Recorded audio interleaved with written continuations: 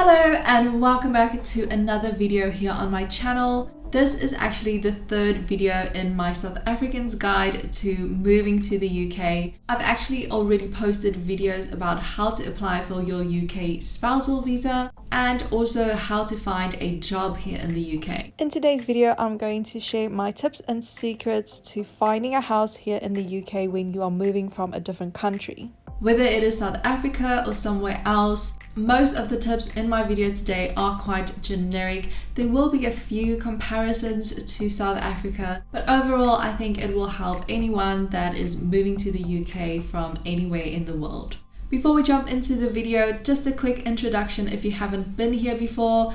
My name is Sim and I am a South African that is currently living in Edinburgh in Scotland, and I moved to the UK at the end of 2019. These tips are therefore from my personal experience, and I really hope it helps anyone else that's going through the same process.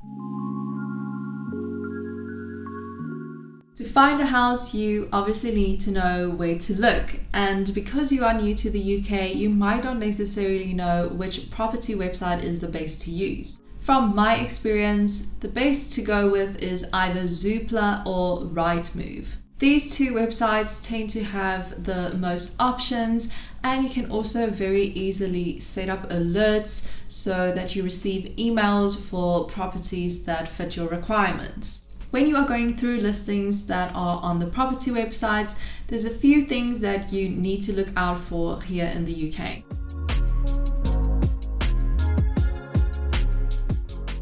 Firstly, you want to take note of the EPC rating of the property. This is the property's energy efficiency rating, and the scale goes from A to G. On the scale, A is the most efficient and G would be the least efficient. The reason why you want to take note of this is because it's going to have an impact on how much you're going to be paying for gas and electricity. Another thing to look out for that's related to the energy efficiency is double glazed windows. A property with double glazed windows is more energy efficient because the warm air stays in the house, and therefore it's a lot cheaper to keep the house warm and you don't have to spend so much on gas. You also want to look out for the council tax band of the property. Council tax is a monthly bill that you pay to the council for maintenance, which includes services like trash collection, road maintenance, street lights,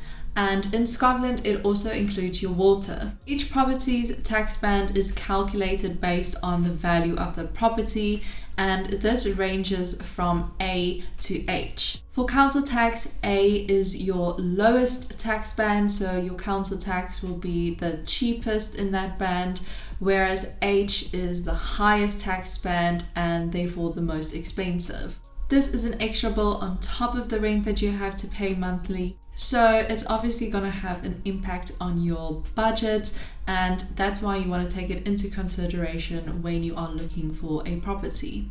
Something else that you don't really see on South African property listings is whether the garden is private or shared. Some properties won't have a private garden. You will actually be sharing the garden with other people in the building.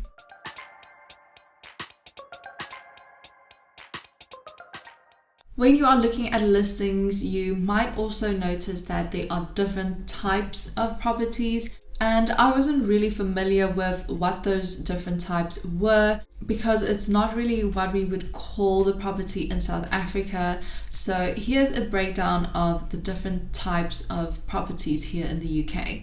Firstly, you have a detached house.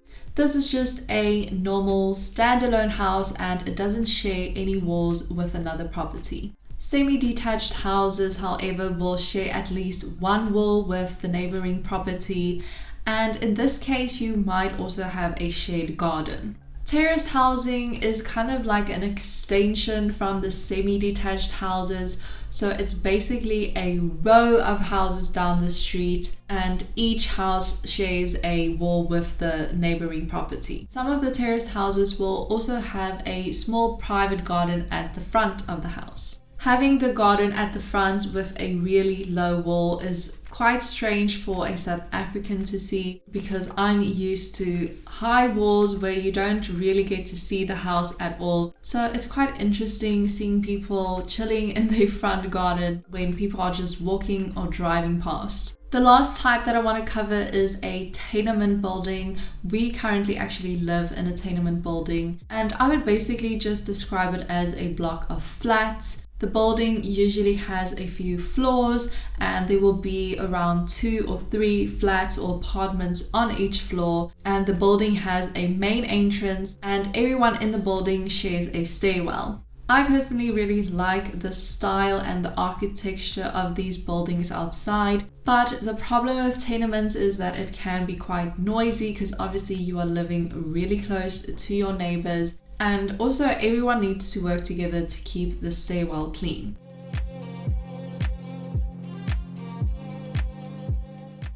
Some general things that you might also just want to check on the listing is, of course, the location of the property. You want to see if the property is close to public transport, but you also don't want it to be too close to, say, a train station, because that can be quite noisy. But that, of course, totally depends on what you are looking for. Most properties will also have a decent amount of photos that you can go through.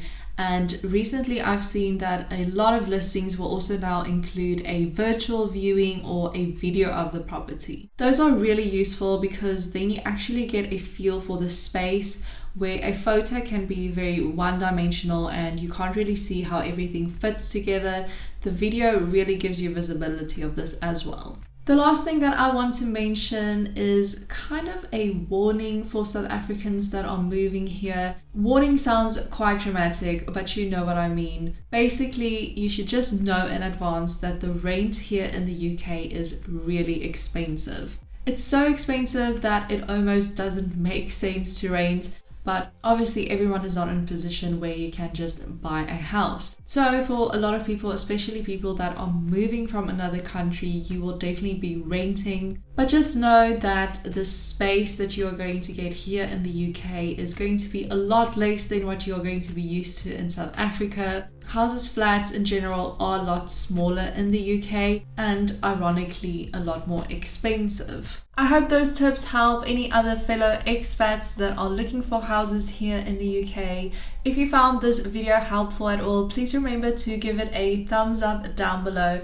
And if you want to see more of my tips and videos on being a South African in the UK, please also make sure that you subscribe down below. Thank you so much for watching, and then I'll see you guys in my next video.